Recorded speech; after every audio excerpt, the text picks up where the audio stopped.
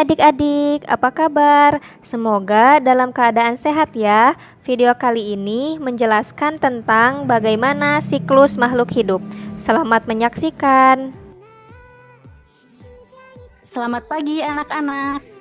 Selamat pagi, Bu. Pagi, Bu.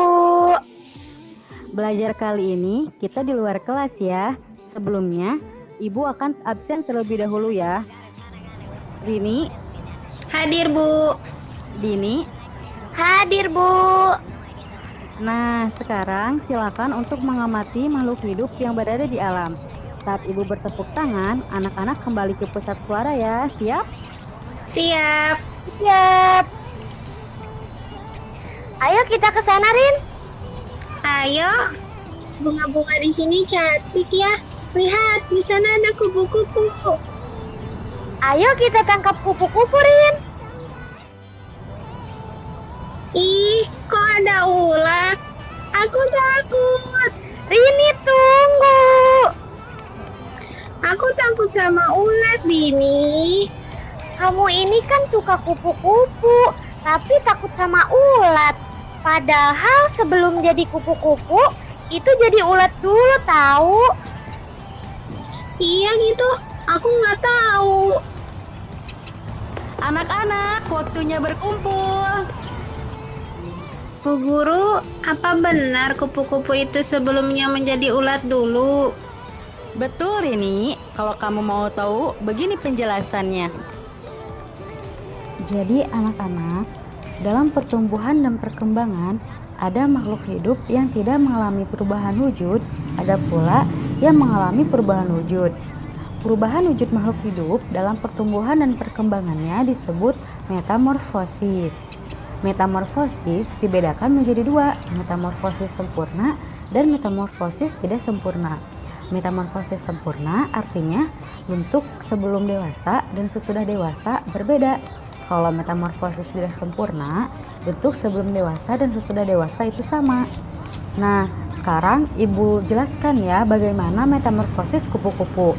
Pertama, kupu-kupu itu bertelur. Dalam proses ini, kupu-kupu meletakkan telurnya pada ranting dan daun yang disukainya. Umumnya, kupu-kupu akan meletakkan telurnya di ujung daun atau di bawah daun. Telur kupu-kupu biasanya membutuhkan waktu sekitar 3-5 hari untuk menetas. Setelah telur kupu-kupu menetas, telur kupu-kupu akan menjadi ulat atau larva. Seekor larva atau ulat akan keluar dari cangkang dan mulai mencari makan berupa dedaunan di sekitarnya. Ulat ini juga akan mengalami proses alami pergantian kulit sebanyak 5-6 kali. Setelah ulat merasa cukup untuk makan, ia akan mencari tempat untuk menjadi sebuah kepompong. Ulat kemudian berubah menjadi kepompong. Kepompong biasanya dibungkus dengan sesuatu yang berwarna coklat dan keras.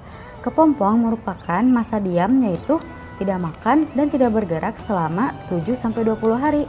Waktu kepompong ini biasanya berbeda-beda tergantung spesiesnya.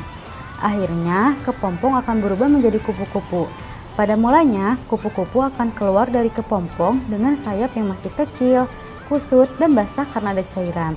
Cairan ini sebenarnya berguna untuk membantu pembesaran sayap kupu-kupu. Cairan ini disebut dengan hemolit. Nah, jadi daur hidup kupu-kupu dapat diurutkan sebagai berikut: telur, ulat, kepompong, kupu-kupu. Oh, jadi seperti itu ya. Sekarang aku jadi tahu. Iya, Rini. Lihat, di sana juga ada belalang. Kalau belalang itu siklus hidupnya seperti apa ya? Kalau kamu mau tahu, kita tanya lagi sama ibu guru ya. Bagaimana, Bu, siklus hidup belalang itu? Kalau belalang termasuk metamorfosis tidak sempurna. Metamorfosis belalang mengikuti urutan tahap mulai dari fase telur, nimfa, dan fase belalang dewasa. Yang pertama, tahap stadium telur. Proses metamorfosis belalang diawali oleh fase telur. Telur belalang berasal dari hasil pembuahan sel telur betina oleh spermatozoa belalang jantan. Telur yang dihasilkan tersebut kemudian diletakkan oleh belalang betina pada beragam tempat, bisa di dedaunan, batang tanaman, hingga di dalam tanah. Dalam satu kali proses pembuahan, belalang betina umumnya dapat menghasilkan hingga 10-300 butir telur. Telur belalang sendiri bentuknya menyerupai sebutir beras. Di daerah subtropis, belalang betina umumnya hanya akan meletakkan telur di bawah tanah, sekitar 3-4 cm dari permukaan. Hal ini dimaksudkan agar telur tidak rusak karena suhu yang terlalu dingin pada saat musim salju. Lama penetasan telur sendiri sangat bervariasi tergantung kondisi lingkungan. Jika di daerah tropis, telur bisa menetas lebih cepat. Di daerah subtropis, telur dapat mengalami masa dorman hingga 10 bulan sebelum akhirnya menetas pada awal musim panas. Dari telur-telur yang menetas itulah keluar nimfa atau bayi belalang mungil yang berwarna putih. Yang kedua, tahap stadium nimfa. Nimfa adalah belalang kecil yang belum memiliki sayap atau alat reproduksi. Persis setelah menetas, nimfa umumnya berwarna putih dan berubah warna menjadi hijau atau coklat setelah terpapar sinar matahari dalam beberapa saat. Fase nimfa pada tahap metamorfosis belalang sendiri umumnya hanya berlangsung sekitar 25 sampai dengan 40 hari. Selama fase ini, nimfa akan makan daun-daun muda, mengalami pertumbuhan dan mengalami ganti kulit atau instar sebanyak 4 sampai dengan 6 kali tergantung suhu dan kelembaban lingkungan serta jenis belalangnya. Pada instar ke-6 atau 30 sampai dengan 40 hari, nimfa umumnya mulai akan memiliki sayap kecil di tubuhnya hingga akhirnya ia masuk ke fase selanjutnya dalam metamorfosis menjadi belalang dewasa yang siap terbang. Yang ketiga, tahap stadium belalang dewasa. Setelah melewati fase nimfa selama 1 bulan, proses metamorfosis belalang kemudian dilanjut dengan fase belalang dewasa. Belalang dewasa memiliki sayap lengkap yang kuat dan dapat digunakan untuk terbang.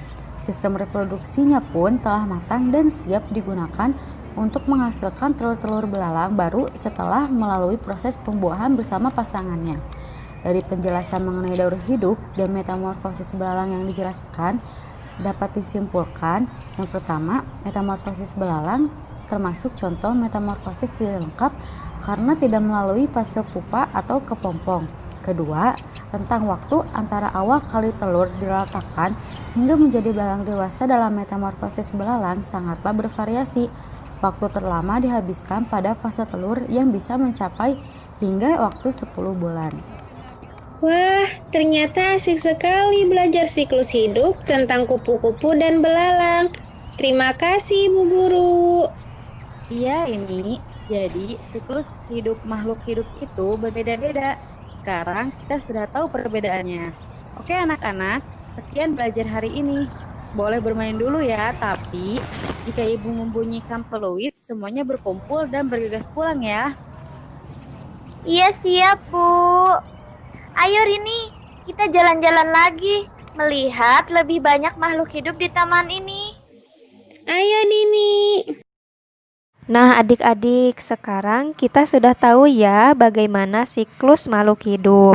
Semoga adik-adik dapat mengambil pembelajaran dari video animasi ini. Sekian dan sampai berjumpa kembali.